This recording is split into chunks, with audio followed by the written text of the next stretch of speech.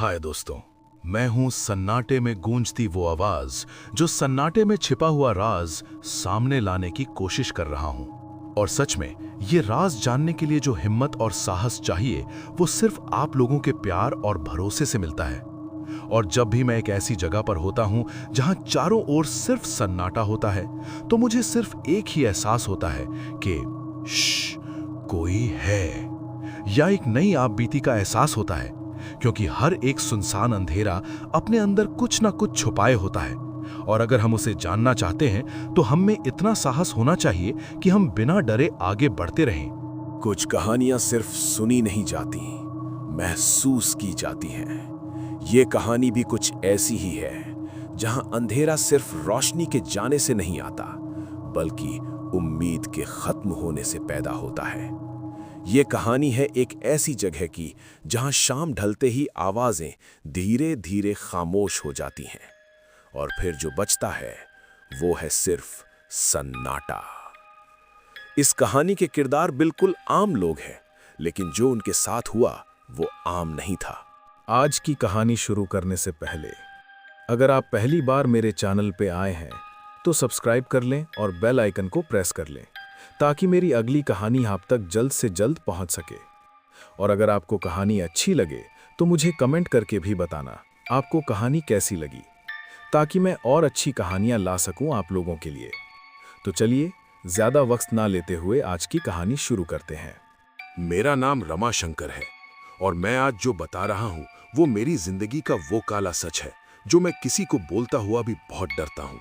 मैं ये कहानी इसलिए सुना रहा हूं क्योंकि अब मेरे पास खोने को कुछ नहीं बचा। जो मेरे साथ हुआ वो ना तो सपना था और ना ही किसी की बनाई हुई कहानी। ये सब सच था, और अगर आप ये सुन रहे हैं तो हो सकता है आप भी अब उसी रास्ते पर हों जिस पर मैं गया था। कुछ महीने पहले की बात है। मुझे रातों को नींद आनी बंद हो गई थी।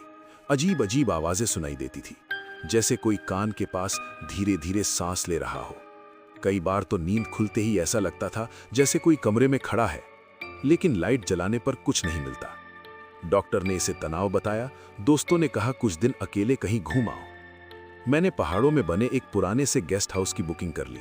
जगह शहर से काफी दूर थी और यही बात मुझे पसंद आई। मैं चाहता था पूरी खामोशी। जिस दिन मैं वहां पहुंचा शाम ढल चुकी थी। रास्ता बहुत पतला था, मोबाइल नेटवर्क कब का खत्म हो चुका था और चारों तरफ सिर्फ ऊंचे ऊंचे पेड़ थे। गाड़ी से उतरते ही एक अजीब सी ठंडक मेरे शरीर में दौड़ गई, जबकि मौसम उतना ठंडा नहीं था। रिसेप्शन पर एक बहुत बूढ़ा आदमी बैठा था। उसकी आंखें असामान्य रूप से बड़ी थीं और वो मुझे ऐसे देख रहा था जैसे मुझे पहले से जानता हो। उसने बिना मुस्कुराए चाबी मेरी तरफ बढ़ाई और कहा, कमरा नंबर 107, और हाँ, रात को बाहर मत निकलना। मैंने हंसते हुए बात टाल दी, लेकिन दिल के अंदर कुछ अजीब सा खटक गया। कमरा ऊपर की मंजिल पर था। सीढ़ियां लकड़ी की थीं और हर कदम पर चरमराने की आवाज कर रही थी, जैसे कोई फुसफुसा रहा हो। कमरे में घुसते ही एक सीलन भरी गंध आई। खिड़की के बाहर सिर्फ घना जंगल था। पहली रात में जल्दी सो गया, लेकिन आधी रात को अचानक मेरी नींद खुली।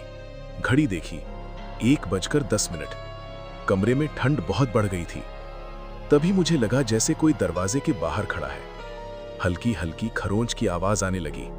मैंने दरवाजे की तरफ देखा। हैंडल अपने आप धीरे धीरे हिल रहा था। मेरी सांस अटक गई। मैं उठ नहीं पाया। आवाज बंद हो गई, लेकिन तभी मेरे कान के पास किसी ने बहुत धीरे से कहा, दरवाजा खोलो। मैंने कंबल सिर तक खींच लिया। कुछ देर बाद सब शांत हो गया। अगली सुबह मैंने खुद को समझाया कि यह सब वहम है, लेकिन जब मैं नहाने गया तो शीशे पर उंगलियों के निशान बने हुए थे, जैसे किसी ने अंदर से शीशे को छुआ हो। अगले पूरे दिन मैं यही सोचता रहा कि जो मैंने कल रात महसूस किया वो सच था या झूठ। मुझे तो समझ ही नहीं आ रहा था, या यही सोचता पूरा दिन निकल गया। रात का खाना खाकर मैं सो गया, मगर दूसरी रात और भी भयानक थी। इस बार मुझे सपने में वही जंगल दिखा। मैं भाग रहा था और पीछे से कोई मेरे नाम से बुला रहा था। अचानक मेरी नींद खुली तो मैंने पाया कि मैं बिस्तर पर नहीं बल्कि कमरे के दरवाजे के सामने खड़ा हूं और मेरा हाथ हैंडल पर है। जैसे ही मुझे होश आया, दरवाजे की दूसरी तरफ से किसी ने जोर से ठक ठक किया।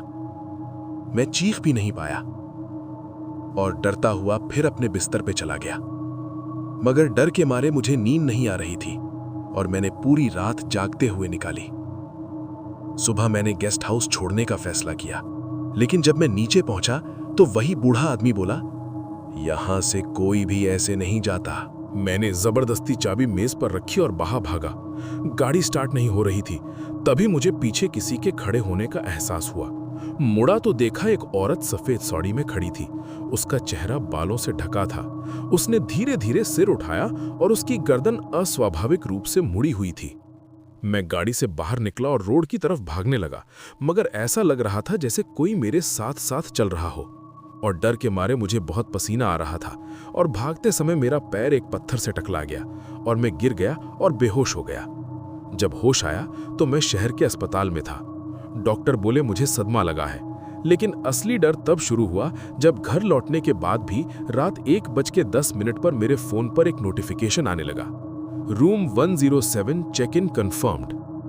मैंने नंबर बदला, फोन बदला, घर बदला, लेकिन आवाज नहीं गई। आज भी रात को जब लाइट बंद करता हूं तो दरवाजे के बाहर वही खरोंच सुनाई देती है। और अगर आपने ये कहानी पूरी सुनी है तो आज रात 1:10 पर अपने दरवाजे की तरफ जरूर देखना, क्योंकि वो अब सिर्फ मुझे नहीं ढूंढ रहा।